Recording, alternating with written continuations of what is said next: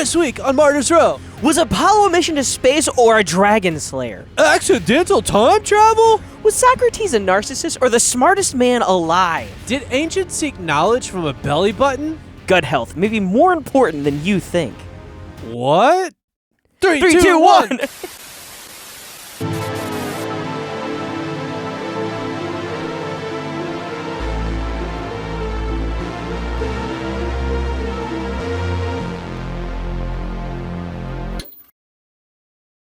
Saint Athenogenes, bishop and hymn writer of Pedacto, in the days of Diocletian, was taken with his 10 disciples for confessing the name of Christ.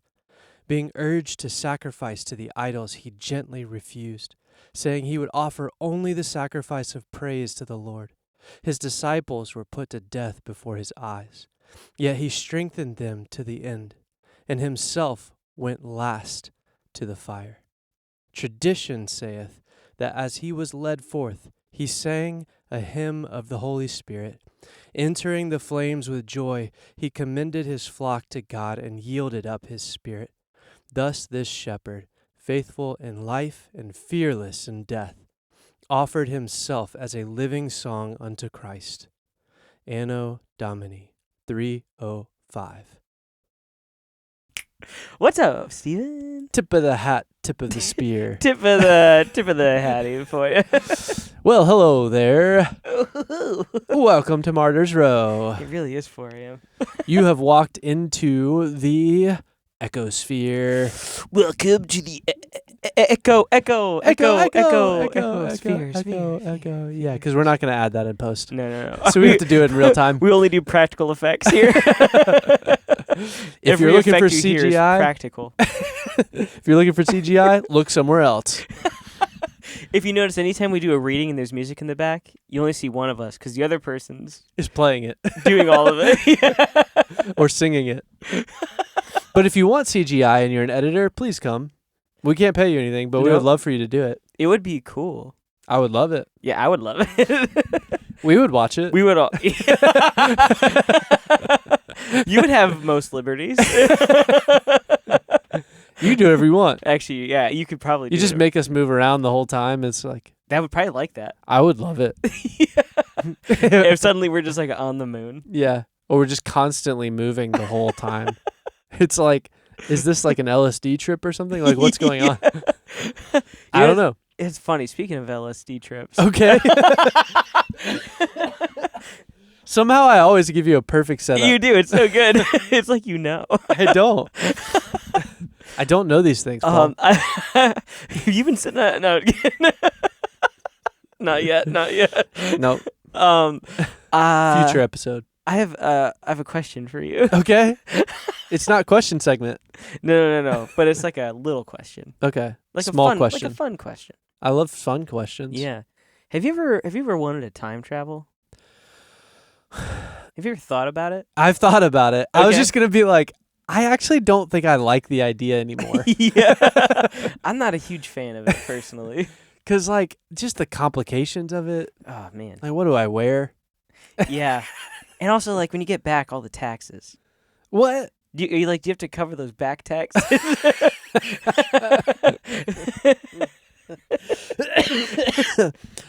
And just think about, like, all your savings accounts probably got seized by the government. They're like, dude, you were gone for like 200 years. That's our money. 200? Well, I don't know how long They'd all be dead. I don't know how long you're going. Well, fair enough. But is time real time in future mode? What? Time travel? Yeah. It's like this time, but I later. would come back. Oh, yeah, you have to come back. Yeah, but I you wouldn't get come there back and they're later. like, you've got nothing. You're like, all right, I'm going back. I like how they're all waiting. I show up and they're like, no. Go back. Send someone else. No, not you. Well, I figured it out. No. Well, how would you feel if you accidentally time traveled? I would be terrified. Yeah. Same. Okay. If you just came back and you're just like, oh, it's like 200 years in the future now. Yeah, that'd be wild. What if I told you Wait, if I came back and it was 200 years in the future, Yeah. wouldn't it being 200 years in the future be the time travel itself? I mean, yeah, because you traveled. Yeah, yeah. Yeah. Okay. Yeah. So But if I came back, I guess I it mean would be back as if by it like you never came happened. back to reality, Got it. Okay. but just like later. Oh, so I just like passed out, and then when I woke up, it was 200 You're like, years later. Oh. Oh, okay. So Yeah, yeah. accidental time travel. Yeah. Gotcha. Yeah. Isn't that what a coma is? I don't. Yes. Or Is that cryotherapy? cryo? Cryo? I think Cryogenics? Yeah. Where they like freeze you.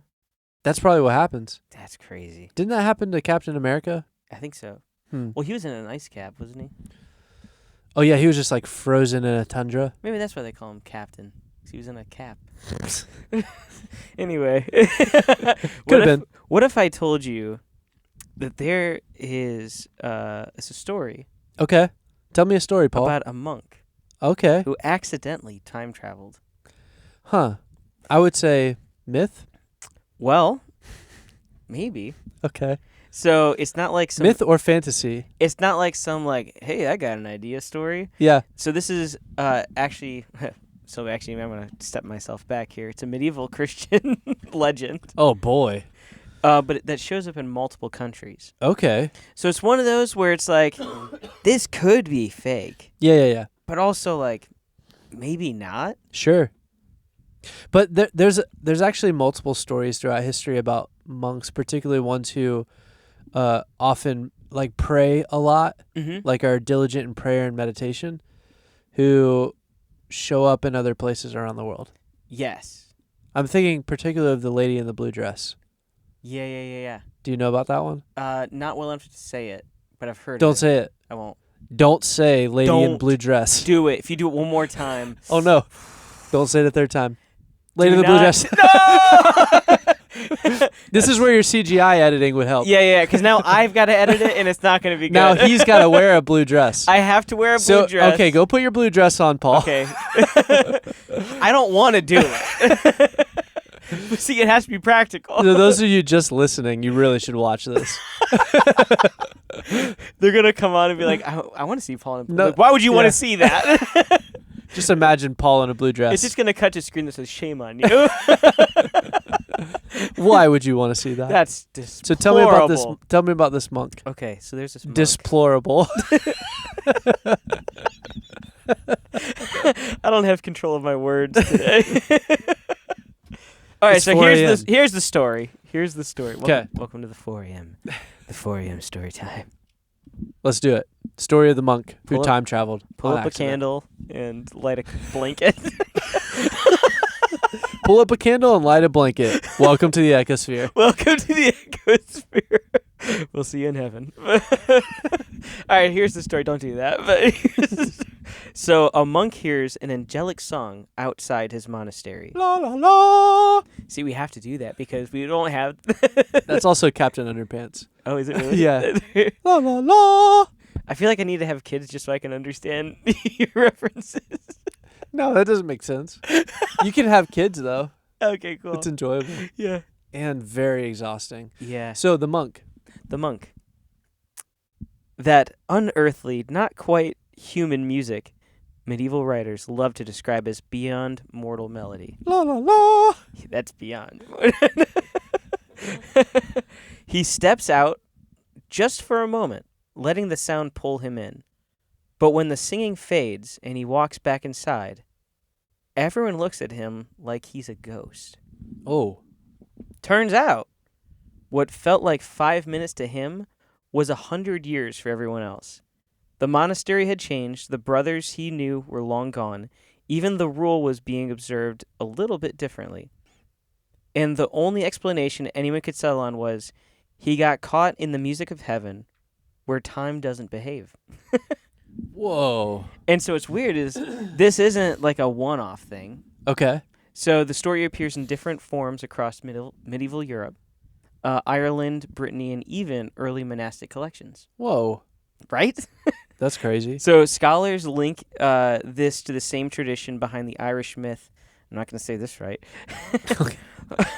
Oisin and Tir na Nog. You have to say it with an accent. Orson and Termino. That's closer. It's probably they're like, oh, now I know what you're talking about. Or the 7 sleepers of Ephesus, which is another really interesting story. 7 sleepers of Ephesus? Yeah. Which is actually during the time of Diocletian. Have you... What? No, I'm scared. Is that lady here again? Lady in the blue dress. No! Go away! No, So- but the seven Have you heard of it? sleepers of Ephesus, you said? Yeah. Well, I just think of the 7 churches of the Asia Minor, Oh, I see. of which Ephesus is the central larger church. Yeah. That's interesting. So this it's weird because I don't remember how long. It might have been like 100 years. And Diocletian's like 300 AD. Yes. Yeah. I'm just referencing our martyr. That's what I was thinking of too. Yeah. Yeah, so it was during that time there were these 7 Christians Okay. that they hid so they wouldn't be killed. Makes sense. And then they hid in this cave and they were like, I'm a little tired. They fell asleep and they woke up. It was like 20 years in the future. Wild. Isn't that crazy? Yeah, did they just go into a coma? I guess so. I wonder if like where they were, there was like natural gases that actually induced them into a coma. That makes sense. The gases were unstable. They were unstable. Yes. Unstable gases in a cave cause you to go into a... That's why you always bring a canary. If it... Yeah. Yeah.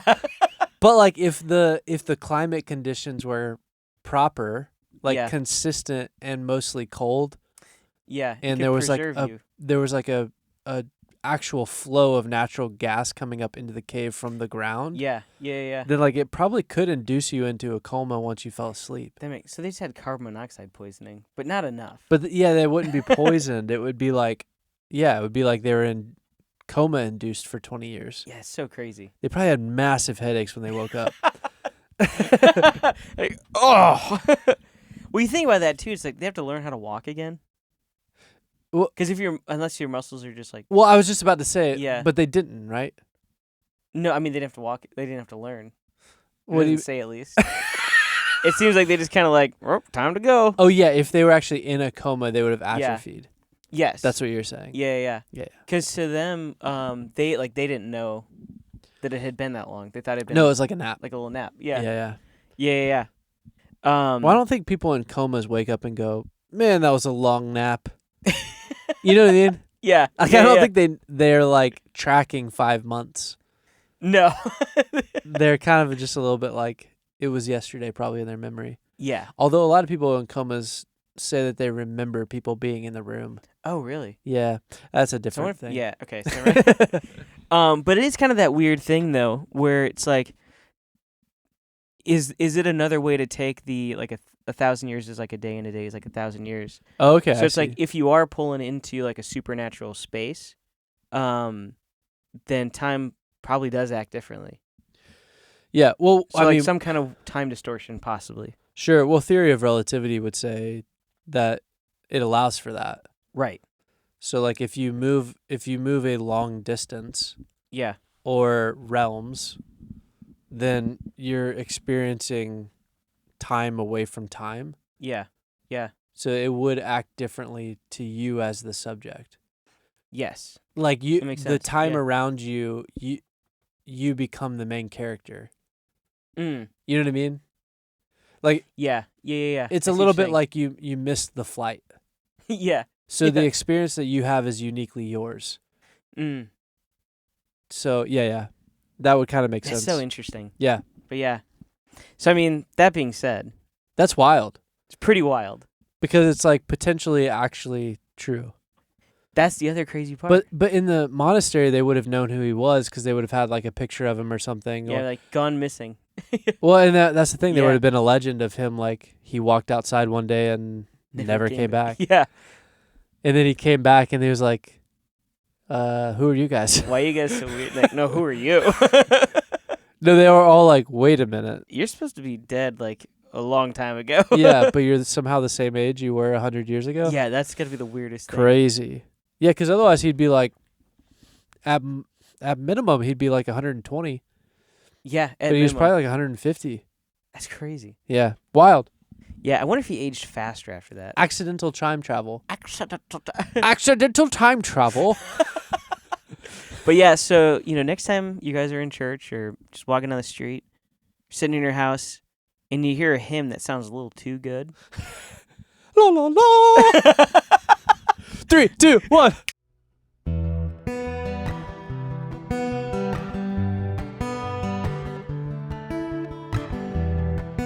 In the quiet of the Oracle, where dust hangs like a vow, I watched your shadow flicker on the wall and wondered how we ever learned to name our fears or chart the fault lines in our skin. How every prophecy begins where memory wore thin.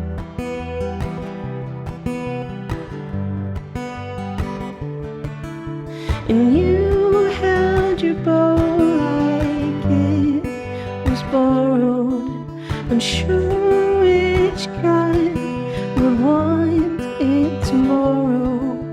Apollo and the Python, two figures in a fable we were tracing in the dark. A golden boy is something ancient, calm just beneath the heart. And if the endings blur, maybe that's the kindness in the word.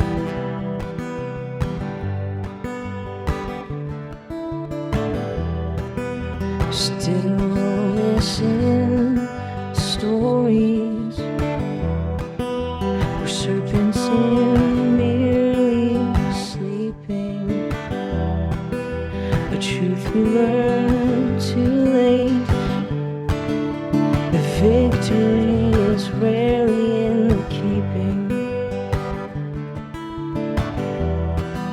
You said the courage is in conquest, it's the slow unfolding dawn, the part where you admit the monsters never really were born.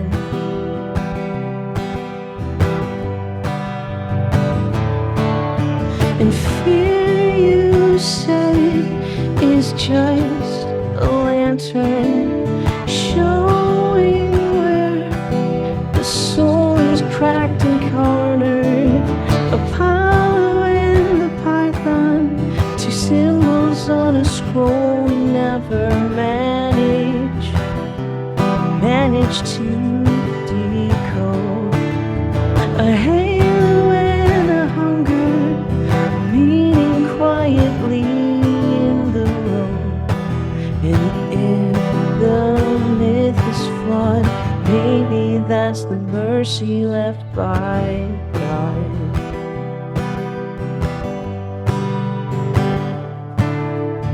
Maybe faith is just a shoreline where the waves erase your name, and every tide that draws forward feels exactly like the same, but you follow it regardless. Somewhere past the break of light, hoping that the hero learns to reconcile the night.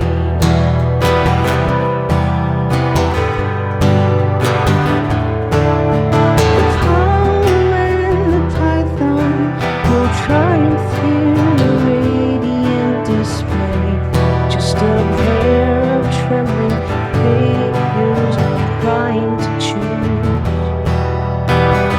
a truer way. And if the story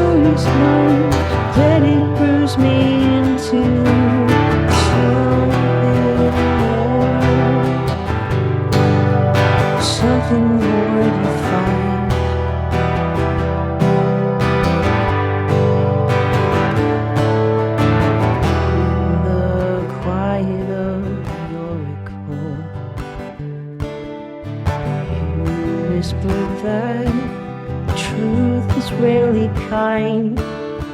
Still it keeps the monster breathing. Still it keeps the hero blind. Apollo and the Python, no triumph here, no radiant display. Just a trembling pair of figures trying to choose a true way.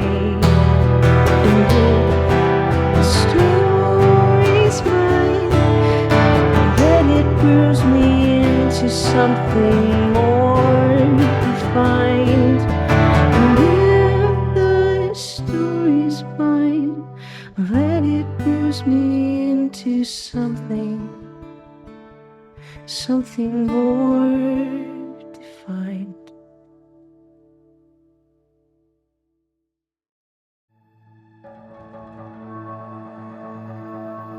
When Apollo was newly come of age, he descended from Olympus, seeking a place for his own sanctuary.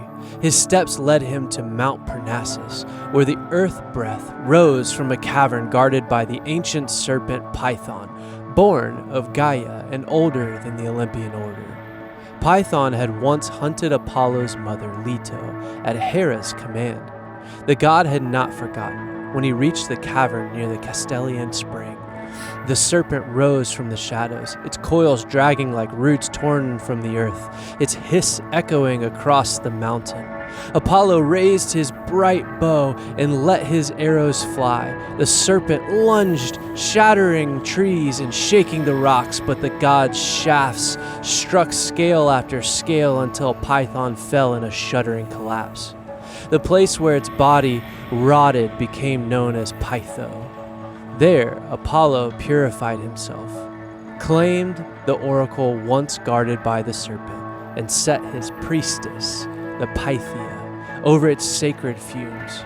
From that victory, he became Pythian Apollo, and Delphi became the ordered voice of prophecy where chaos once coiled. Hey, Paul. Hey. Why are you hiding behind the light? I don't like to take the spotlight all the time. So I was thinking tonight, in this episode, which is tonight, Right now? 4 a.m. Yes. It's been a while since we Or this mentioned morning? Depends on if you just woke up or just... Yeah, and we didn't just wake up. Yeah, fair enough. We never sleep. I think tonight we should talk... I'm going to keep saying tonight. Yeah. I think tonight we should talk, in this episode, episode 41, we should talk about the Oracle of Delphi and the Python. What? It's like a childhood story. It's kind of cool. I feel like we need like a candle and like a blanket for it. We should have done that. Yeah. That was more of like our Halloween episode. Yeah, that's true. But a candle would be nice. Listen up, kids. The Oracle of Delphi. Yes. How much do you know about the Oracle of Delphi? I know he was a big deal. Was he a he? I think so. What if I was like, strike one? Oh, so nothing, apparently. Yeah, that's one of the things that I'm not really sure about. Because there's like the language of it is really interesting. Yeah. Because this is one of those instances where you have myth sliding into history. Yes. So you get this mythical story as an origin that slowly becomes actually historical documentation of actual people working in a temple. Yes. So like the line's a little blurry at which point. Is interesting. Yeah. Yeah, it's like at what point did it stop being mythical and start being reality? Or was the myth always reality? Yeah, and that's part of it. It's like we've talked about with myths a lot. It's like mythices. Multiple on the myths. The mythi. The mythosphere. Yeah. That's what it should be. That's good. That's good. Way better than ecosphere. I don't know about that. That's true. On the mythosphere. That does have a good ring to it. I know, see? It does ring well. On the mythosphere, you will hear from the ecosphere. Oh, okay. and then we just keep looping different things And like it's that. just the same sphere. It's a lot of spheres. Yeah. It's cyclical. Everything's a sphere. Yeah. It's all cyclical. But yeah, so like the But it's origins like of myth. there's a lot of like layers to them. Yeah. And I think the biggest thing is like we've talked about a lot on here, is that it's this weird way of like, how do you tell a story, like a real story, but integrate the supernatural with the natural? Yeah. Like, how do you tell both things at the same time? Sure. And I feel like that might be what is kind of happening. Yeah, and it's almost like I think really it's like the advent of the Greek culture Yeah. brought in the modern historian, Yeah. right? Because Yeah. it seems like everything before that had more elements of supernatural things. Yeah. I mean, so that was the big, you mentioned in the beginning of the reading there, where it's like this was before the Olympian order, Mm-hmm. which is like, oh, that's the prestige. That's where everything's organized. It's, put in place. And before that, we see the Python, which is depicted as like this dragon character, Right. the serpent or this dragon. Yeah. So it's like, oh, it's the classic representation of like, this is chaos. Yeah. Yeah. And it's coming from Gaia, which is Earth. So Yeah. it's like, oh, it's like unbridled chaos. Right. Do you know what pytho means? I don't. Which is the root of python? It means to rot. Really? Yeah, because in the epic of, I think it's a Homeric, which of Homer. Yeah, makes sense. Yeah. Which, how would you say that in, like, what's the surname, the Irish surname that means like from the house of? Do you know what I'm talking about? Wait, I do. It doesn't matter. But yeah, so I was hoping I pytho. do a bad Irish accent there. Oh, me laddies. Tee-taw. There you go. Got to get it in. That's right. But pytho, so it's the root of python, and Okay. pytho means to rot, Interesting. and it comes from this idea that like the pytho, which is in this space, was the rotting corpse of the python that Apollo slays. Yeah. So it's like it's the place of the rotting corpse. That's interesting. Yeah. You know what's also interesting about this? And this probably has no connection, but I just thought of it since we just Okay. talked about it on Yeah. our last episode, Okay. which is in the Psalm. Yeah. That's what it talks about, that, God slayed the Leviathan Oh yeah. and then gave it out for food Yes. for the creatures of the field. Yeah. The priests. The crease. The creature priests. The creature priests. You know what I mean? That's a wild blend. I'm back on it. That's a wild blend. I'm back on it. The creature I think I meant to say priests. beasts, but Yeah, then yeah. I was like, no, it's creatures. I like creature priest. I didn't stop myself. Oh, you know the creature priest. The crease. They're like these weird hybrid priest things. Oh, that's terrifying. Yeah, that's in the mythosphere. Yeah, for sure. The mythosphere. Definitely You won't part find of that in the mythosphere. ecosphere. No, you will not. But it's like, oh, so essentially it's like, here's this monster Yeah. that God slayed and then gave it as food. So it's like, here's a rotting corpse for you guys to eat from. Oh yeah, that's true. It's like, I wonder if there's some kind of tie-in with that. Well, I'm sure. Okay, so there's kind of a lot to unpack in this. Yeah. Let's actually unpack a little bit of it Okay. before we get to the Bible connection. Okay, cool. Because so the interesting thing about that is, and this was actually kind of funny because, as you do, I am like reading about this, right? Studying about it, looking at it, diving deep on it, and my 7-year-old son comes and sits down next to me. I said, "Hey, you want to hear a crazy story?" Yes. So I read him the reading that you guys just heard. Oh, it's incredible. And I explained to him, I said, a long time ago, they believed that there was this space on this mountain, Mount Parnassus. And they believed that on that mountain, it was the navel of the earth. I said, do you know what a navel is? He said, no. I said, it's your belly button.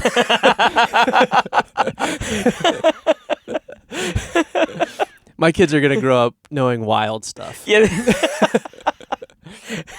tomorrow on the playground. The he's gonna be campfire like, story is going to be amazing. Yeah. My son on the playground tomorrow is going to be like, hey, let me tell you about Apollo In the slaying. navel. But the crazy thing about this is, okay, so this is the myth. So enter into the mythosphere. Yes. So the Greek myth is this idea that there was this. So this is where the language gets kind of weird because it's an oracle, that there were oracles. Yeah. And I meant to look up what that was because typically when you see oracle, that's usually identifying a position of a person. Yes. But oracle is actually prophetic words. Yes. Yeah. So oracle, Which makes sense because someone who is an oracle yes, is someone who gives prophecy.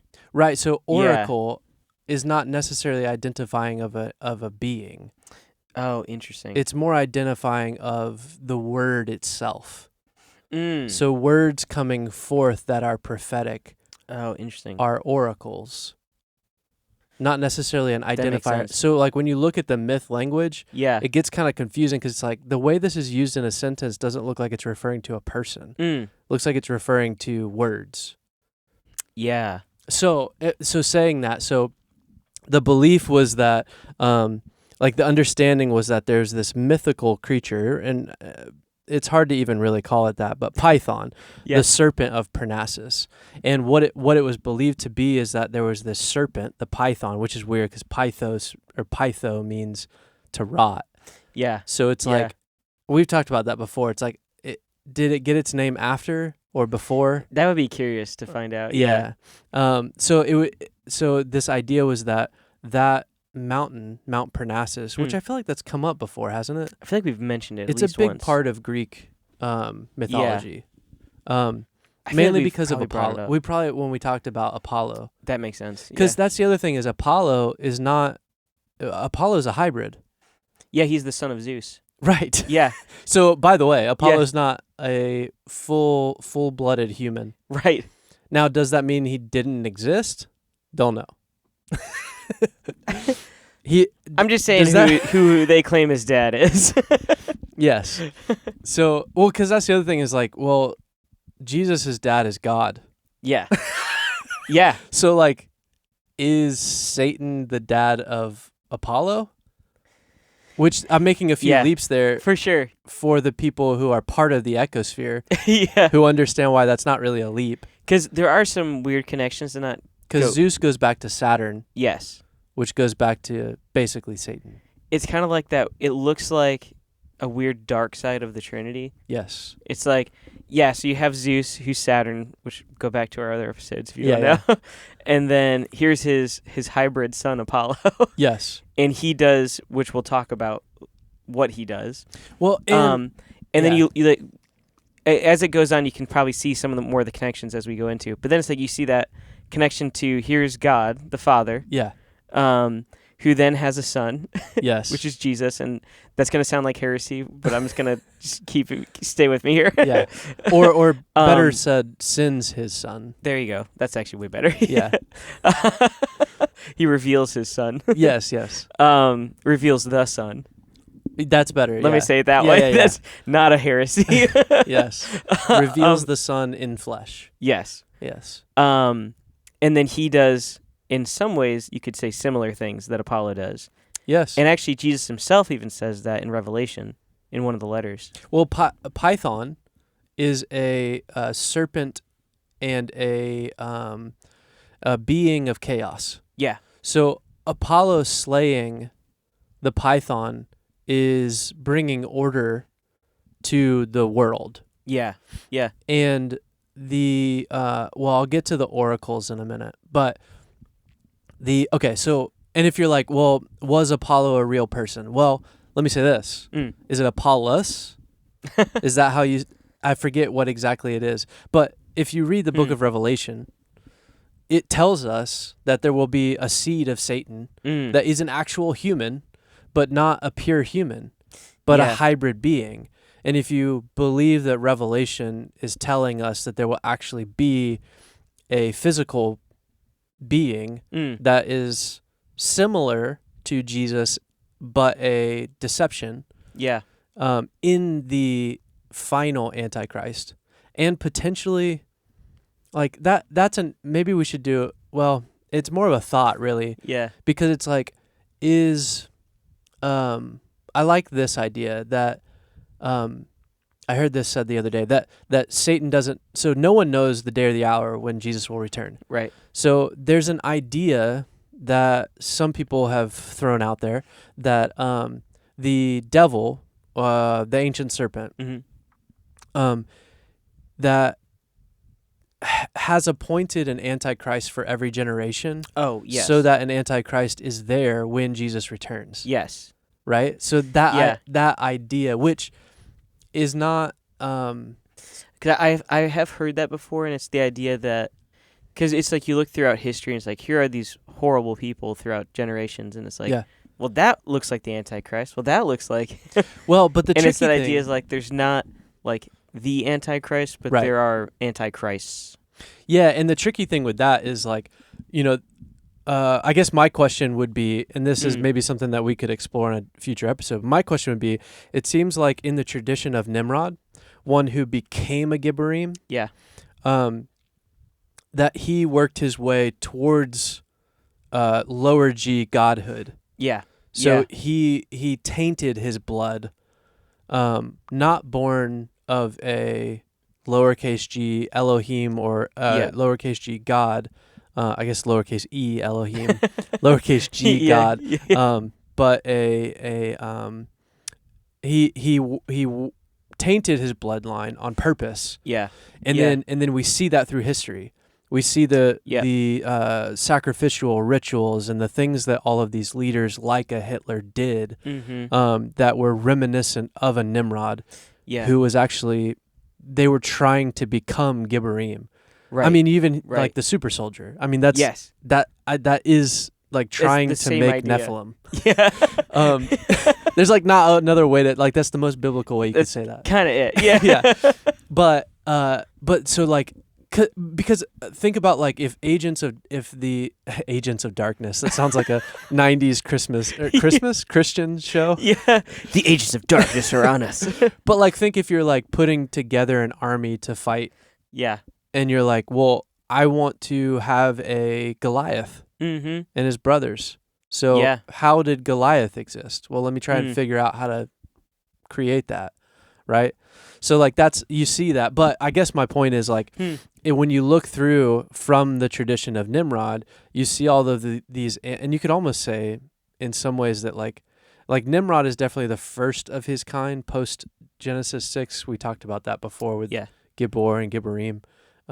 But you kind of have that spirit in Cain as well, with Cain and Abel, but not to that extent. So like, it's one of those things where like you see these leaders in every generation trying to achieve godhood in a different way. And I'm like, side note, I wonder if right now in this generation, if the like Hitler is not actually leading an army of physical people, but maybe of robots. This particular episode, it's all exploratory. It could be in the myth series. But we're gonna anchor it in a minute. Have you seen those like home AI robots? Yeah, they're getting wild. It's weird. But here's the scary thing. It's weird that it's just a person in there. But has that been proven? Yeah. Oh, it has? Because they're like, oh yeah, so they're gonna be fully autonomous, but right now they aren't. So we just have some guy with like a VR headset on. Wait, what? Yeah. So you pay like $20,000, and it's just like some guy in the Philippines with just like AI goggles on, that is just controlling this robot. Oh, yeah. No, so I know that. I'm saying the robot itself. Oh no, like it is just a robot. Yeah, no, but that's scary. Oh yes. Because like the robot itself looks, the movements of it, that's what people were saying. Oh, I see. People were saying like, well, that's not actually a robot, that's a person inside of a suit that they're calling a robot. Yeah. But here's the thing. They can do like, some of these robots can do like acrobatics. It's pretty crazy. But here's the thing though. Oh yeah, keep going. We're in an age of blending reality. Oh with non-reality, virtual reality. Yeah. in a way where AI videos and creation from AI itself is so good that there's a potential that these robots don't actually exist, but that they're AI videos or projections Oh, interesting. that are being created. You know what I mean? That would be fascinating. Or this is a Whole but- other side tangent. But the point being is like, does Apollo in the Greek pantheon, was that actually referring to a physical being? Yeah. And I think we would argue that it does, but it has been what would you call that? Like it's been blown out of proportion. Yeah, it's been like hyperbolized. Yeah, I'm trying not to say mythologized to a Yeah, so you want to do the word justice. right, because it's something else. It's like it's been theatricalized, dramatized Yeah. in a way that makes it feel not real at all. Yeah. It's I guess another way to say it's made it more fantasy. There you go. That's what I'm looking that's for. the word. Yeah. So myth has actually, we call it myth now, but it would be more true to the word fantasy. Yeah. Because myth is just simply like, if you are a Christian or if you've had experiences that you can't explain in the natural space, then that story is by definition a myth.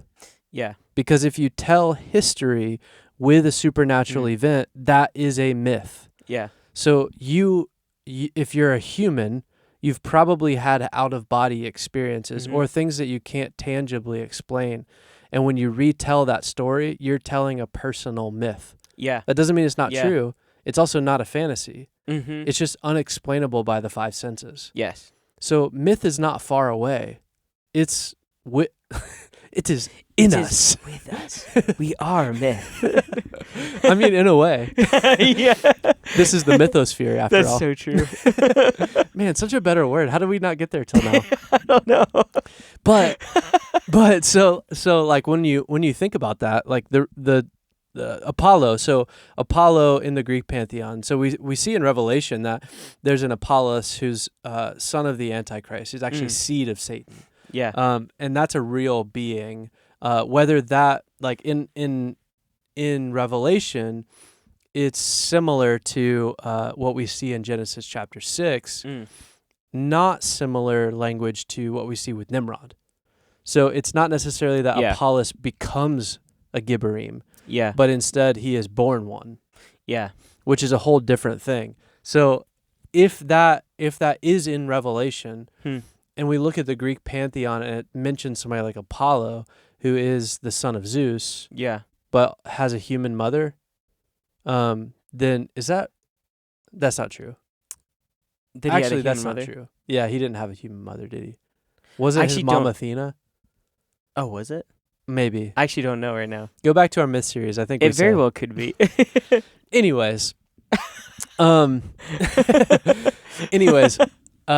So Apollo, he goes up to Mount Parnassus, and he goes up to the Python, and he slays the dragon, basically. So the son of Zeus, the savior of the world, comes and slays the dragon. The interesting thing, though, is that there's like basically the Python is in a hole, and the hole is said to be the navel of the earth. Yeah.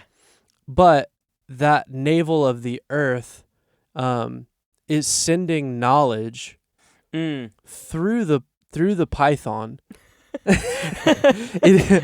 Are you getting hungry? My navel's got some knowledge. Do you have something to say, buddy? Naval knowledge. Naval knowledge. It's not alliteration, but it sounds like it. By sound it is. Yeah. I couldn't think of the word for that, but Yeah, there is a word for it, right? Yeah. Okay, but it's a near rhyme. But yeah, so the navel of the earth, where there's knowledge coming through the Python, and so what would happen is there would be priests or priestesses. Yeah. There's so many S's in it. Priestess. Both women and men priests. There you go. It's like male and female actor. right? Yeah. They're all actors. Well, They're one's not one's an actress. Well, not anymore. That's true. Not post 2020. Yeah, you're so right. I'm so behind the times. But in that, you have this moment where Apollo goes up to the mountain, and this being, this serpent, this dragon, who is the one who contains all of these prophecies and words of knowledge, he slays it, and he basically takes the knowledge for himself. Yeah. And he becomes the keeper of the knowledge. And then they build a temple there on Mount Parnassus to Apollo. And then there are priests and priestesses of Apollo in the tradition of Apollo. Yeah. And this is really interesting because basically they say that hole, which if you've ever been there, which I have not, it would be interesting to know if there's actually a hole. That would be kind of cool, actually. We could probably look it up. But any knowledge today? Hello down there. Hello. What the? Well, why does it talk like that? so here's the interesting thing. They said that the python didn't speak their language. Oh, so it would make sounds and gestures and things like that, which makes sense. It's like a big a serpent just doing weird stuff. And they're like, oh, it's telling me a prophecy. It's like, no, I'm saying I'm hungry. It just then decides to speak. Yeah. Like where it's like it's prophetic. Like it's like no, it's actually just hungry. But so they would interpret it. Yeah. Basically. Yeah. So the priest and the priestess they would interpret this, and there's this like lineage of priests, right? And this lineage eventually, like, this is the weird thing, is like, so that is pre-Olympia. Yes. Right? Yes. Once the Olympic order comes in, meaning like Olympus is where Zeus is over Olympus, Mount Olympus. And it's like kind of a Garden of Eden space. It's like this middle space. Yeah. And then Apollo comes down from Mount Olympus, and then that's when he goes to Mount Parnassus and slays the serpent, and he basically takes over the knowledge that's coming out from the earth. So it's the place at which knowledge comes from the earth. Yes. Which sounds very much like this is the ancient serpent who's giving knowledge of the Watchers that are down in Tartarus. Yeah, absolutely. So it's like, okay. What? And maybe Mount Parnassus is like a deceptive or a reflection mountain of Mount Hermon. Ooh. Which would be interesting. That would be very interesting. Yeah. So, but I mean, even on like the way that I like to take it often too, because the other spot with this that we see in the story of him killing the python and taking the knowledge for himself. Yeah. Is that, so the python is this rot, it means rot, like you said. So it's this chaos, and that's the thing that's basically protecting or guarding all of the prophecy, all the knowledge. Yeah. And so then when Apollo comes and kills chaos and basically establishes order because of that. Yes. Now he's able to give out ordered prophecy. Yeah. And ordered knowledge. And in some way, it's like the tree in the garden is the humans take possession of it. Yeah. Right? Yeah. There's so many different like parallels in this, but absolutely. But yeah, so you see that. So that's the tradition pre-Olympic time frame, meaning like before there was a temple placed there for Apollo, and recognizing Apollo, doing traditions to and like sacrifices and rituals to Apollo in order to receive his knowledge. Yeah, that he is getting from the depths of the earth.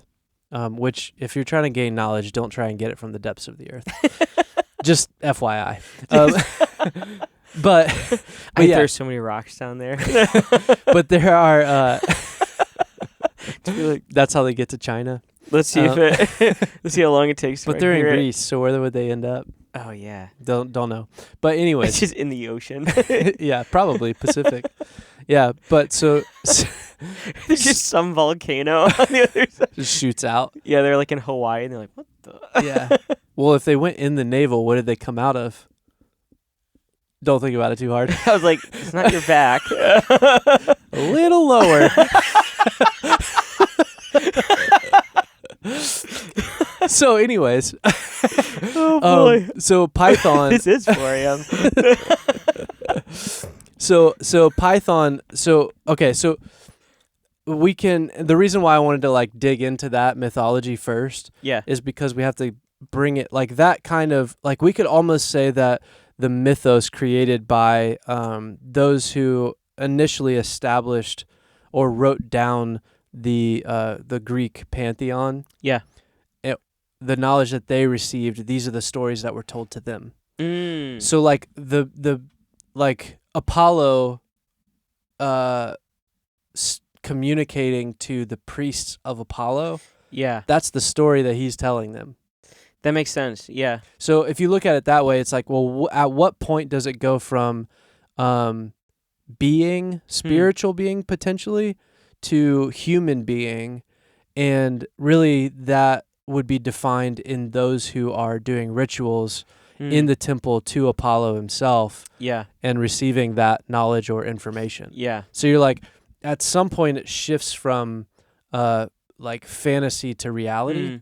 But really I would say more from like spiritual being to human being. Yeah. And that's kind of the difference, is like it goes from what we would perceive as fantasy into mythology. And then eventually into history categorically. Yeah. So the origins of it we would call fantasy, unless you have a supernatural view of history. Yeah. And then you would call it mythology, which would be historical. Yeah. So, yeah. Yeah, and it gets weird in there too, for sure, because it's like just because we're saying that myths are potentially historical doesn't mean they're all right. Yeah. Because there are details that they get wrong, obviously, especially when we compare it to scripture. Yeah. Which we've done on previous episodes. All right, so let me jump quickly then into the scripture. Okay. Yeah. So Python was a primordial serpent tied to the earth. Love it. Tied, it's pretty wild. So it guarded the earth's prophetic navel, a fissure in the ground where the earth spoke. So that's how they would see it. It was not a priest or a prophet, but a guardian of earth-born prophetic power. So this is like Mother Nature. Yeah. This is the earth speaking to us. Yes. And this keeper of that knowledge was the Python. Yeah.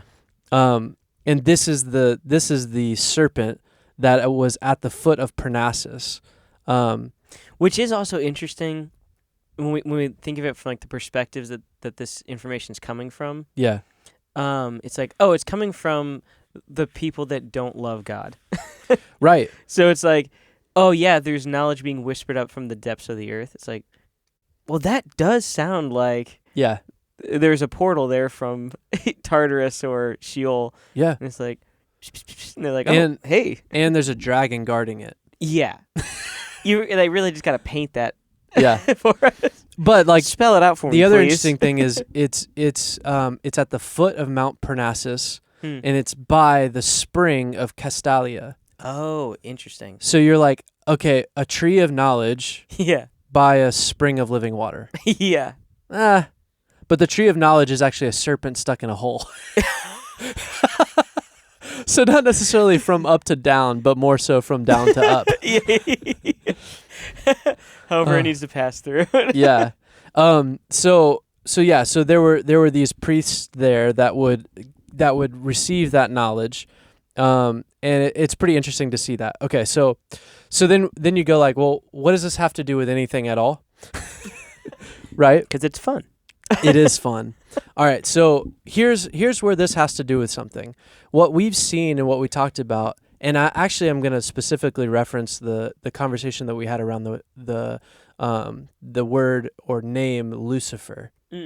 Because the name Lucifer, if you go back and watch that episode, we find that in the Vulgate, both Satan and Jesus are referred to as Lucifer. Yes. And why is that? Because we didn't finish translating. Well, Lucifer. More specifically, Paul. Well, what does that word mean? It means light bearer. It means light bearer, but it was intentionally. It was a Greek name Yes. that was referencing the planet Venus. Right. Yeah. So Lucifer was the Greek name for the planet Venus. The Latin name. Yes. Yeah. So Lucifer is the Latin name for the Greek planet Venus. Yeah. And that Greek culture saw Venus as the bright and morning star. Mm-hmm. It was the gate to the other side. Yeah. Right. It's like it makes me think of Peter Pan. Like when they fly Going to Neverland? Yeah, when they go to Neverland, it's like past the third star off to the Oh, yeah. They're going through the portal of Venus. Yeah. By the way. Sorry. Mr. Pan. Again, I have to bring Disney into everything. Also, Peter Pan's the villain of the story. Let me just say that first of all. 100%. Yeah. I mean, he's an angel. He's a angel, or he's masquerading as an angel of light. Yes. Taking them through the portal of Venus. Children. Through the portal of Venus. Yeah. He's escorting them into there. Yeah. Into a place where they'll never die. Yeah. I mean, and the only person trying to stop him, he's trying to kill him. Yes. Yeah. Anyways, so now you know that. Yeah. So Lucifer is the Latin translation of the Greek name for Venus, and Venus was used in the Greek Septuagint it's used as a replacement name for bright and morning star. Yes. Meaning that was interchangeable. Mm-hmm. The name for Venus was interchangeable with the bright and morning star. It's like it meant the same thing. Yeah. So it became a proper noun somewhere in the Septuagint, and then translating that into the Latin was translated that way instead of going back to the Hebrew. Yeah. Because that was the difference, is that when Jerome translates the Vulgate, he goes back to the Hebrew, but for some reason with Lucifer, he doesn't do that. Yeah. He makes the Latin of the Greek, which gives us Lucifer instead of bright and morning star. Yeah. So bringing the in past episodes, go back and look at that. So the reason why I mentioned that is because we get to Pythos and we get to Apollo and this oracle, this prophetic language that's coming up from the earth, that they're worshiping a being who is giving them knowledge from the depths of the earth. Yeah. This is what's happening. And if you're like, where is this somewhere in the Bible? And it is, but it's not called Mount Parnassus, and it's also not called Pytho in our what it eventually becomes. This space. What was the original place? Parnassus? Parnassus, but no, it's a word that will be recognizable as soon as I say it. But it basically, so Mount Parnassus is in the northwest of Athens, so it's in Greece. But it was so that mountain Parnassus, and then it eventually Pytho. So Python lived at Pytho, right? Python lives at Pytho. Not very creative. And Pytho means to rot. Yeah. Because they would say that it smelled of the rotting corpse of the serpent. Meaning there was an era there of defeat of the serpent guarding the knowledge by Apollo, and this was a temple to the achievements of Apollo, to his victory. Yeah. But later, Pytho becomes known as Delphi. And you go, okay, Delphi, does that sound familiar? Sure does. Well, it does, but it's actually not explicitly in the Bible. Surprise, surprise. Yeah. So, it's not explicitly in the Bible. And like, correct me if I'm wrong on this. I couldn't find it anywhere. I'll be honest, I didn't look for that specifically. So, I can't tell you, but a part of me wants to say it is in there somewhere. In reference to like Solomon? I think that's where I always hear it from. Maybe. Like the Oracle of Delphi. That might be it. So the Oracle of Delphi is referring to oracles or priests of Apollo who are at Delphi, which used to be called Pythos, which is at the foot of Mount Parnassus, which is where Apollo slayed the python. Yeah. Yeah. That's Delphi. Yeah. And the oracles of Delphi are getting the knowledge from the earth Yeah. by serving as priests or priestesses of Apollo, Yeah. who is the knowledge keeper of the Because knowledge. he's now the one guarding it. Right, Yeah. of the knowledge of the earth. Yeah. So what does that mean? It means that an oracle of Delphi is a priest or priestess who is doing rituals and serving the god Apollo, who is keeping and managing the secrets and the prophecies that are coming up from the depths of the earth, right? So this is essentially a priestess of the underworld. Yes. So an oracle of Delphi is that. Yes. Now here's the thing. Oracles of Delphi, I feel like I've heard that. I know about it, and I feel like I want to say it's in the Bible. I can't find it anywhere. Okay. In the English translation. That's fair. But here's where I find it. So, in Acts 16, starting in verse 16, we get this instance where Paul and Silas, right? They're going through and they are actually in Philippi, right? Which is a leading city of the district of Macedonia and a Roman colony. So they're going through this area. And Acts 16, starting in verse 16, says this: "As we were going to the place of prayer, we were met by a slave," and this is not Paul speaking, it's actually Luke speaking. Okay. Which is interesting. Yeah. "But as we were going to the place of prayer, we were met by a slave girl who had a spirit of divination and brought her owners much gain by fortune-telling. She followed Paul and us, crying out, 'These men are servants of the Most High God, who proclaim to you the way of salvation.' And this she kept doing for many days." Now, this is a fortune-teller who is a slave who had a spirit of divination. Yes. But is proclaiming truth. Yes. So it's a little confusing because you're like, why is this a bad thing? Well, it tells you why initially. She had a spirit of divination. Yeah. And she was enslaved because of the spirit of divination that she had and the money that she would make her owners. Yes. By fortune telling. And she was saying, "These men are servants of the Most High God who proclaim to you the way of salvation." And this she kept doing for many days. Now, I want to stop right here real quick because this is like putting my preaching hat on for a second. Because here's what's interesting about this.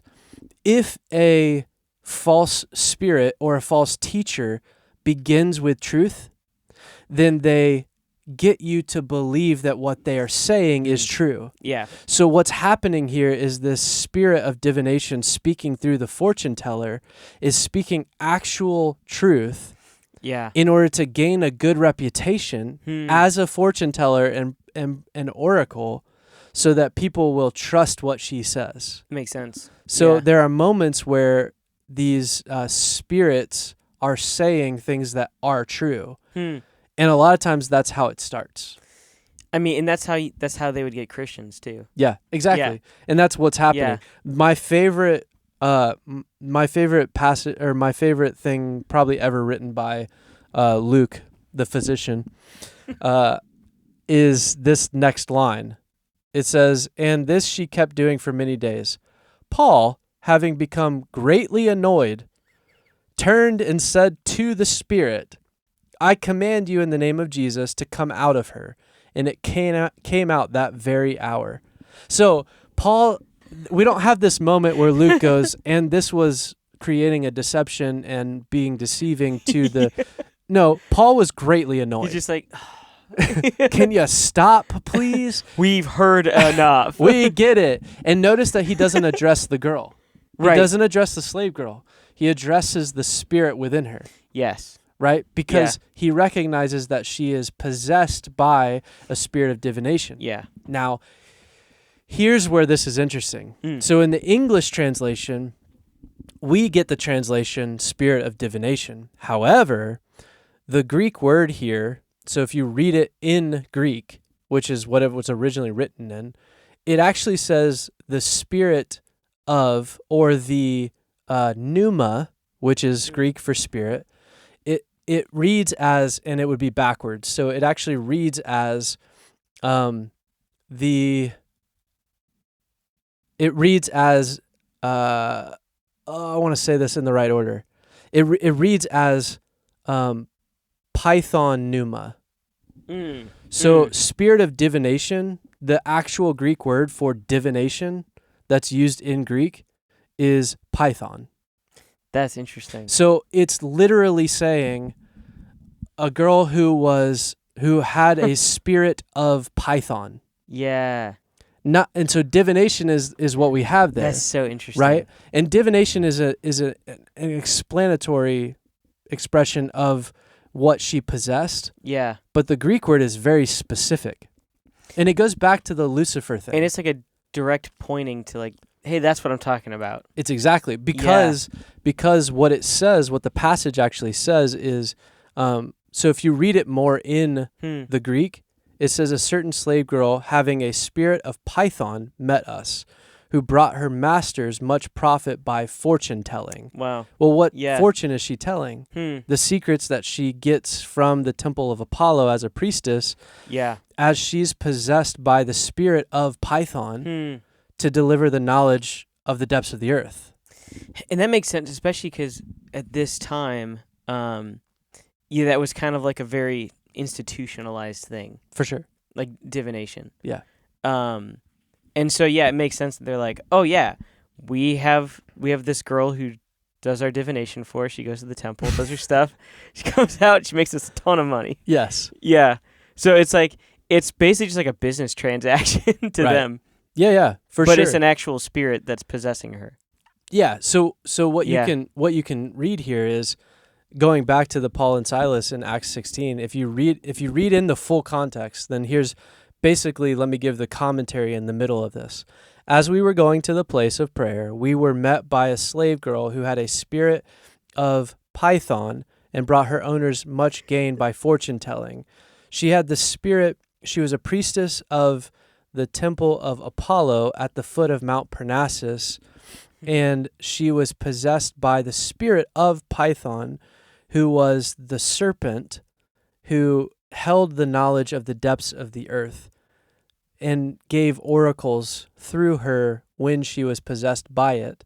So what she was saying was true, just as she expresses here by saying, these men are servants of the Most High God and proclaim to you the way of salvation. She was speaking true things by the spirit that possessed her, which was the spirit of Python, which was the serpent who guarded the knowledge of the depths of the earth.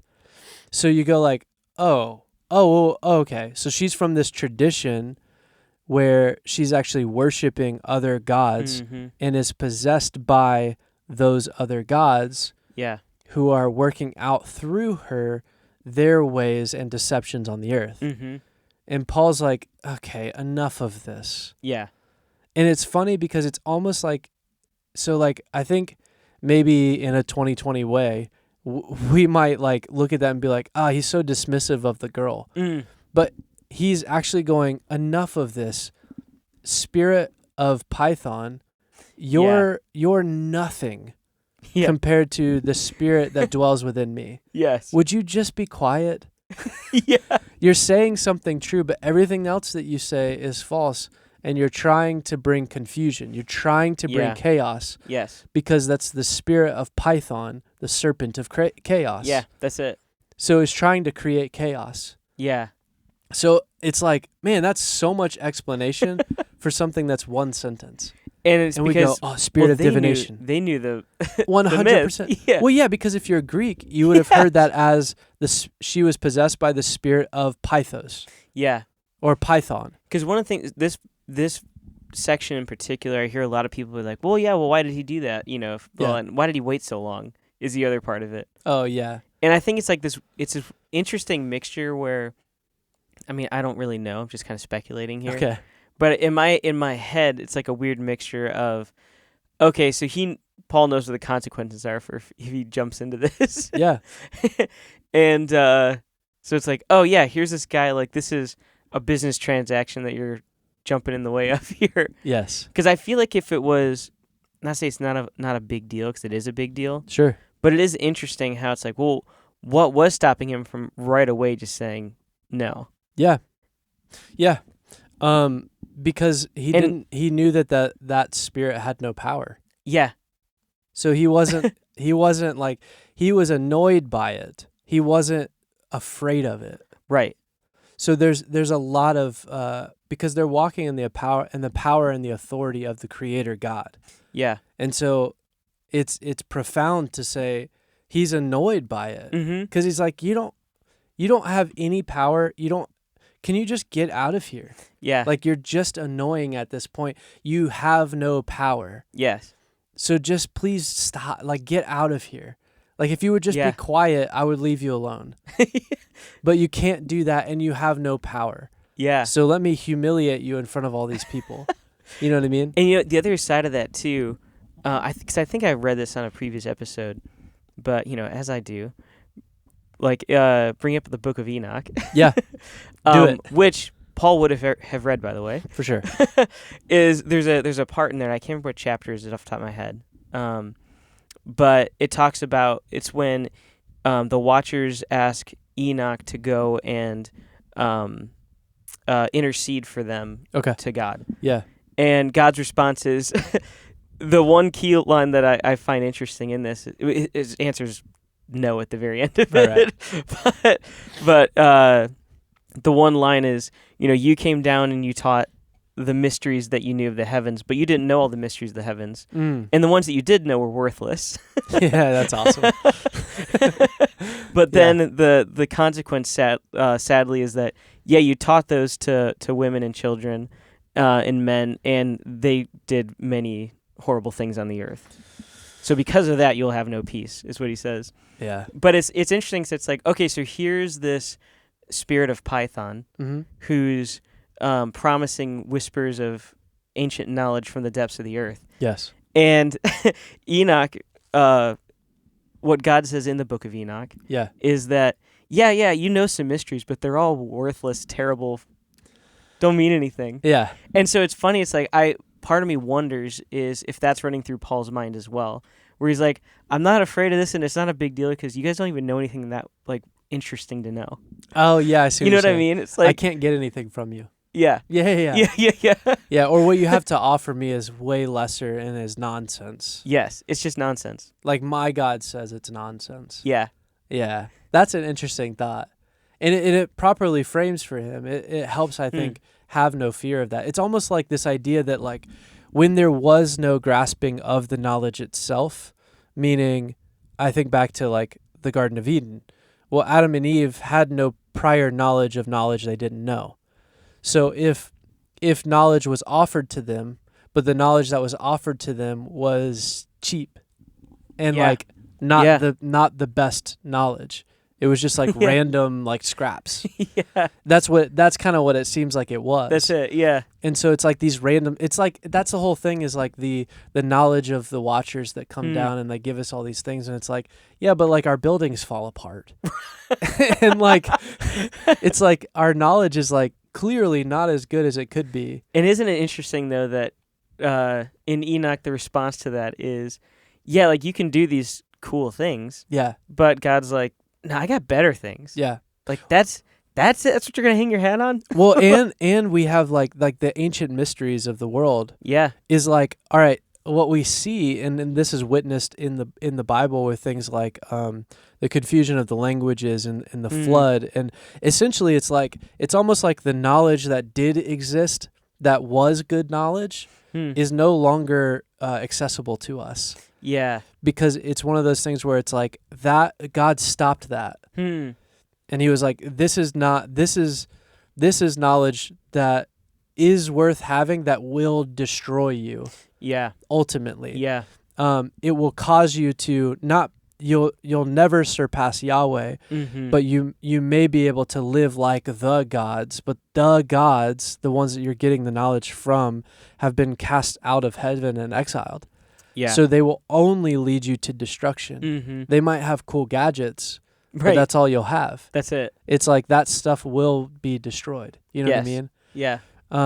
But yeah, so okay, so that's what we're seeing here in Acts 16. I wanted to kind of like end it by this because we talked about in the beginning the idea that there's like this, basically in our view, it looks like there's this story or this like fantasy idea, but essentially it's the whatever whatever the serpent was, right? So whether it's Satan, Venus, Zeus, Yeah.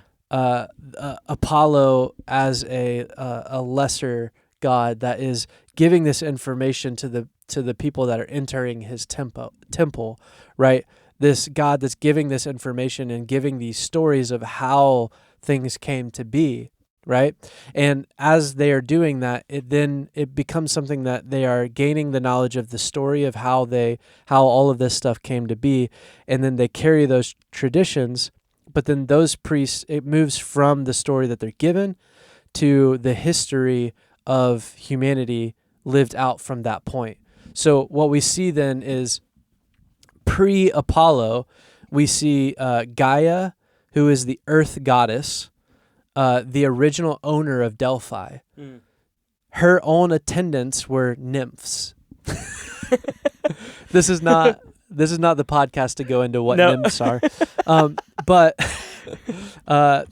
yeah, and then after that is Themis, is daughter of Gaia, received the oracle from Gaia, goddess of law and divine order. And then Phoebe, a titaness, received the oracle from Themis, gave it as a gift to Apollo. So what we see here is actually like Mother Earth. Yeah. And the goddess of law and order and divine order are the daughters, like the prophecy and the knowledge and the law and the divine order is all from the daughters of Gaia, who is the earth goddess. Yeah. So it's all feminine, right? And these are divine holders. They're not human priests.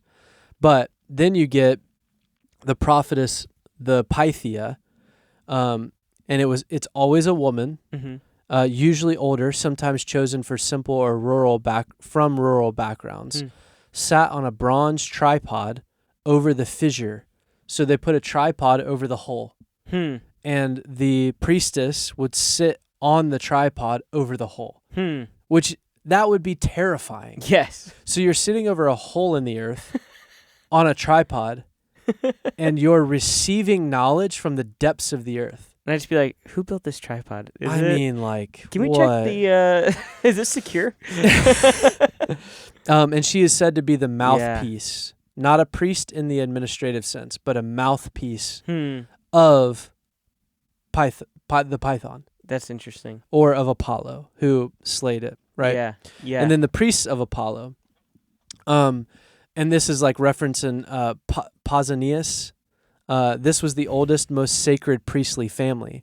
I can't see what I'm thinking. Pausanias. But so there were a group of priests, the holy ones, that were priests of Apollo. So you go from pre-Apollo to Apollo's temple and the priestess that sat on the tripod over the hole that eventually becomes the priests or the sacred priestly family that are the priests of the temple to Apollo. Yeah. And they assisted the Pythia during sessions. So there were these priests that were all related, and they would assist, because how do you get onto a tripod over a hole?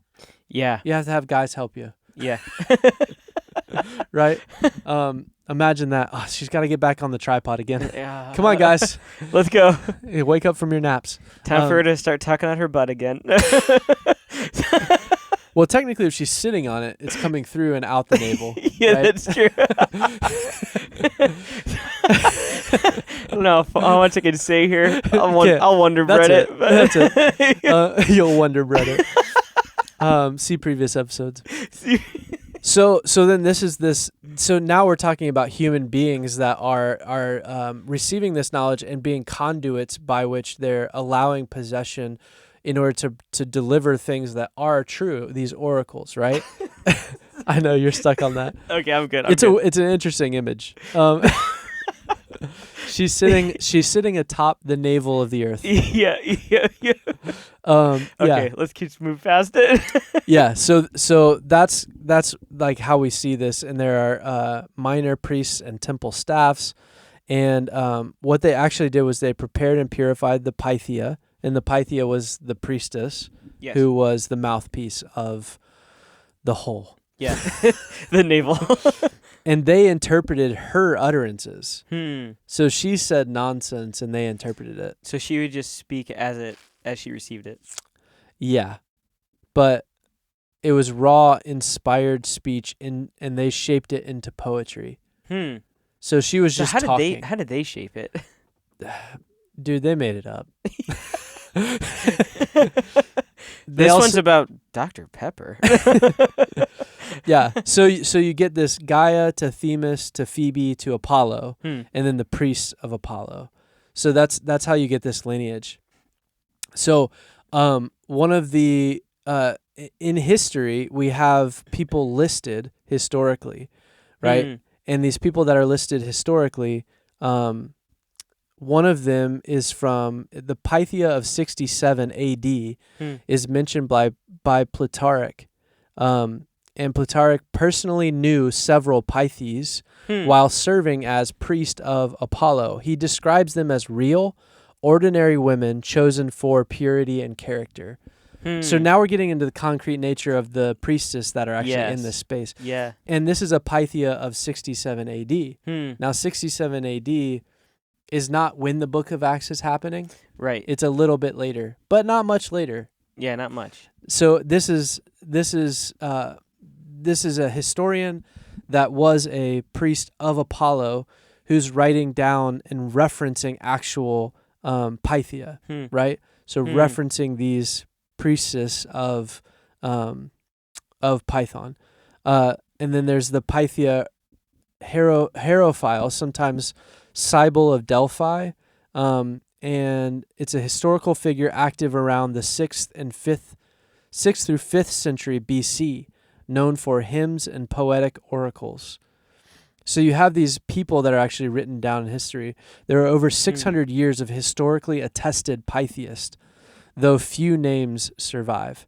So we don't have a ton of listed names. Yeah. But we have some. Okay. But there's over 600 years of historically attested Pytheists. And these Wow. are priestess that are sitting as oracles, receiving the oracles that are then taken by the men who are priests and put it into poetic language. So, Plutarch was a priest of Delphi, right? And then, so as this is going, historical clients who consulted the oracle. You have King Croesus of Lydia, 6th BC, consulted the oracle before attacking Persia. Herodotus gives the exact oracles. Yeah. So Herodotus gives an exact oracle that they got from the Pythia when the king of Lydia is about to attack Persia and then goes and seeks counsel from the depths of the earth. Yeah. Right? Yeah. So we actually have that. That's 6th century BC. And then you have King Leonidas of Sparta, right? Consulted the oracle before Thermopylae. Oh, wow. So like there are these massive invasions that we see of these kings. Yeah. And they go and they seek the advice of the oracle. So they actually go and like get information.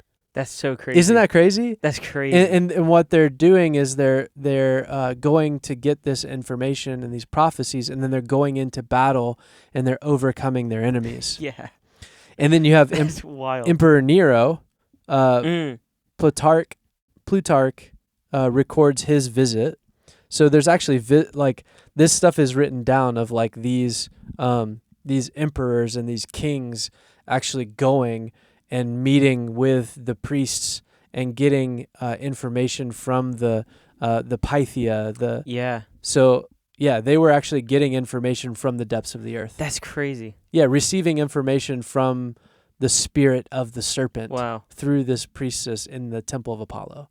Isn't that nuts? That's nuts. Yeah. So like this is the common fact that thing. it's like, these are historical documents. Yes.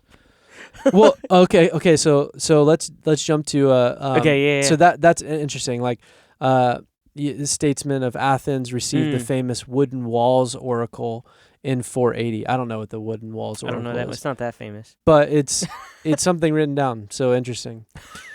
So philosophers, Yeah. Socrates, the Delphic oracle declared, "No man is wiser than Socrates." Wow. That's written in Plato's Apology. I bet it is. Oh, well, apology doesn't mean I'm sorry. Yeah, so written by Plato, a student of Socrates, Yeah. who went to the Oracle at Delphi, and it was, so that's like, okay, so the knowledge of Socrates, the philosophy of Socrates, was supported by the serpent. So we're gonna ban Socrates now. I mean, might as well. Sorry, Socrates. So you have there are multiple temple layers dated from the 7th century BC to the Roman era. So you have the temple layers, temple built on temple built on temple over periods of time. The Oracle is the Oracle is a well-attested historical institution lasting over 1,000 years. So then here's my obvious question. Do people still go? That's what I want to know. And or has it stopped? Yeah. So there is did they seal it up? There's a famous line. And I think this is probably why you know the Oracle of Delphi. So the Oracle of Delphi's decline, it begins in the 2nd and the 3rd century AD. So you're talking about 2nd and 3rd century AD. So the rise of the movement of the Roman Empire, Constantinople, you're starting to get pre-Constantinian, and you're really coming up close to the age of the church as the Roman, Christianity as the Roman religion, right? So you're about to get there. So it says that the Plutarch's lifetime, 1st and 2nd century AD, the oracle was already giving fewer responses. So the guy in the 1st and 2nd century they start to record that it's starting to weaken, and they're getting less and less and fewer responses. Oh, fascinating. Which is interesting. And this is all recorded. It says natural gas vents beneath the temple seem to have grown unstable, contributing to fewer oracle sessions. So the ground beneath the temple was starting to get more and more unstable, which if you're sitting on top of a tripod on top of a hole, and the natural gas vents are starting to make the ground unstable, you're probably not going to sit there very long. Natural gas, sure. Too much beans and rice. Oh, no responses today, guys. But the oracle did not end there, and here's where we'll land this plane. Final pagan oracles. So in the 4th century, under Roman rule, there were still oracles to pagan clients. Several emperors interacted with Delphi. Julian the Apostate, AD 361 to 363. The last pagan emperor tried to revive the old oracles. So in 360 AD, Julian the Apostate, and this is all written down. In fact, I'm about to read a statement from this. It says, the gas isn't that bad. No. The natural gas is not that bad. It's actually not that bad. He's like a newscaster. And the gas is shooting up. It's not that bad, guys. It's over dramatic. Everyone's just, So I can't figure out the word that I was going to use. So Julian the Apostate in 361 to 363 AD, he was the last pagan emperor that tried to revive the old oracle. He consulted Delphi and received the ominous final answer. Tell the king the fair temple has fallen. Phoenix no more shelter. The voice is silent. Wow. This is written down. This is often regarded as the last recorded Delphic oracle in antiquity. But Delphi still existed as a sanctuary for a short time afterward. The official end, Theodosius, AD 381 to 394. Imperial shutdown of pagan temples. Penguin. Emperor Theodosius issued laws banning all pagan worship. So by AD 394, he ordered the official closure of all temples, including Delphi. Wow. This legally ended all public oracle activity. Most historians consider AD 381, 394 as the true end of the Delphic oracle. Wow. Yeah. So in the 5th century, the oracle ceases to function entirely. The Temple of Apollo gradually fell into ruin. Local Christian communities built churches nearby. By the mid-5th century, Delphi stopped functioning altogether. That's crazy. So what happened to the Oracle of Delphi? Christianity overcame it. We started throwing our old communion cups in it. The gates of hell would not prevail against it. Imagine just walking over, just being like, "Oh yeah, that's the hole, by the way." Yeah. But so I started throwing Bibles down there. But that's. Have you guys read this? Hey down there, have you guys read this? Oh. It's the old wishing well. Yeah. It's the Irish wishing well. The Greek wishing well. The Greek wishing well. No, but so all that to say, and that was a lot to say. But all that to say, you basically get this. Like, if you went to it now, you would be like, this is just a hole in the ground. Yeah. And so the idea of the myth of it, you'd be like, well, the whole thing is not true. It's all fantasy. It's like, except that we have historical accounts that even guys like Plato wrote down that Socrates went to Delphi and got a word from the oracle that was, or you could just say he was a narcissist. That's, which I love that idea, though. Yeah. Where he comes back, so how'd it go? I'm the smartest, actually. Yeah. That's what it said. Hey, Plato, write that down in your apology. Your apology. Add that in. Yeah. So what you get is you get all these moments, and you even get like these great battles where there's historical written from the oracles. They went to the oracle. Yeah, and they got this information. Yeah. So historically, it's like, no, this is a real thing. Right. They're actually receiving information. We talk about that all the time. It's like the people in antiquity, they're not dumb.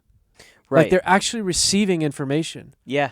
And if you believe the Bible, then there is an example of the information from the spirit of Python. Yeah. The spirit of divination, Acts 16:16. Yeah. It's right there. Yes. It's like, that is the oracle speaking. Yes. Like, it's actually recorded in the Bible. The Oracle of Delphi speaking. It's right there. Yeah. So it's like, yeah. What do we do with that? Well, I mean, the other thing, too, is like, not to go down this rabbit hole today, but it's like, even in modern day, we see people trying to pursue that same thing. Yeah. That's true. Where, like, going to locations to try to find ancient knowledge. Yes. Yeah. Yeah, and that's one of those spaces where it's like you would have to conjure it up. Right. And that's where it's like people are like locations and different things like that. It's like, well, there are historical spaces that are a little bit thinner. Yes. Particularly the navel of the earth. Yeah.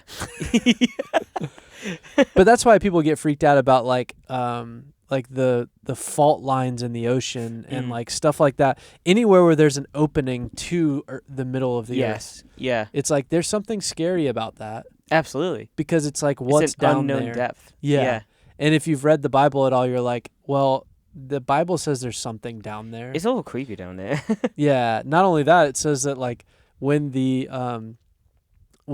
in Revelation, when the beasts come back onto the earth, back onto the scene, it says they come from the depths of the sea. Yeah. So it's like, there's something down there. Yeah. I mean, unless it's just like figurative language. We might find out why NASA stopped with the ocean exploration. So, the Oracle of Delphi and the Python. Where is the belly button of the earth? Who is the belly button of the earth? Who sat upon the navel of the earth? Next time on Martyr's Row. 3, 2, 1.